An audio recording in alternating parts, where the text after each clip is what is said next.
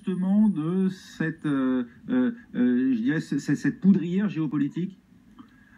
Si vous permettez, je voudrais tout simplement commenter quelques avis au niveau de la répression de Sisi sur les Bédouins et Sisi et au désert du Sinaï. Je ne partage pas cet avis.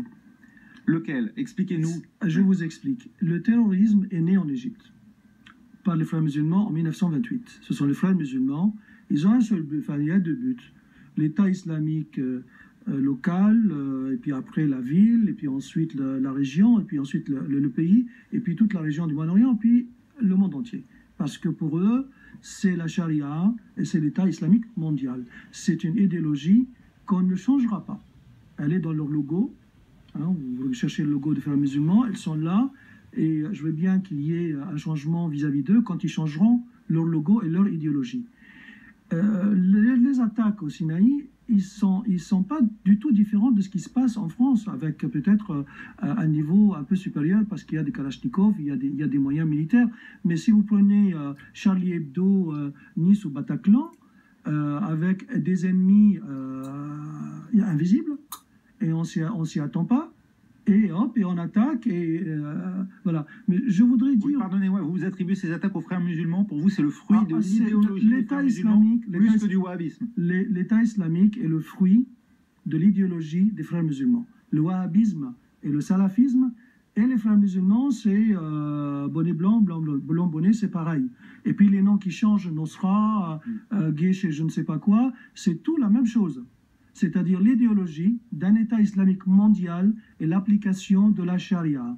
Et donc, avec ça, ils attaquent tous ceux qui n'ont pas la même idéologie. Vous considérez donc que le pouvoir du président Al-Sisi, pour bien vous suivre, est fondé à taper brutalement, comme il l'a dit aujourd'hui, contre ces groupes? Au temps de Morsi, si, je pense qu'il est vraiment... Le monde occidental est injuste vis-à-vis de lui. Parce que jusqu'à maintenant, on l'a traité de coup d'État militaire, etc. Alors que c'était un appel du peuple pour se débarrasser des frères musulmans, comme c'était un appel de se débarrasser de Moubarak. Mais je voudrais rappeler une chose. Morsi, quand il était au pouvoir, il y a des avions qui sont revenus d'Afghanistan, amnistiés, avec des gros barbus. Hein, où est-ce qu'ils sont partis, ces gens? Ils sont allés au Sinaï. En 2013-2014, ils sont allés au Sinaï.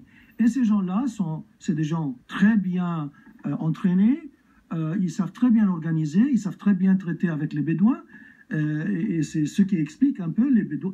C'est certain que la politique et la stratégie militaire seule est insuffisante. Il faut travailler avec les Bédouins pour qu'ils ne soient pas... et justement, ce travail, ce dialogue, il a été mené également? Pas suffisamment. C'est certain que ce n'est pas suffisamment, mais là, je crois que le poids sur le président Sisi est immense, que ce soit économique, que ce soit militaire, mais essentiellement sécuritaire, sur un ennemi invisible. Le président Al-Sisi n'a pas d'autre choix que d'employer la manière forte d'une certaine manière, c'est ce que dit Jean Maher, Patricia Lemonnier. Alors, on voit très bien que la manière forte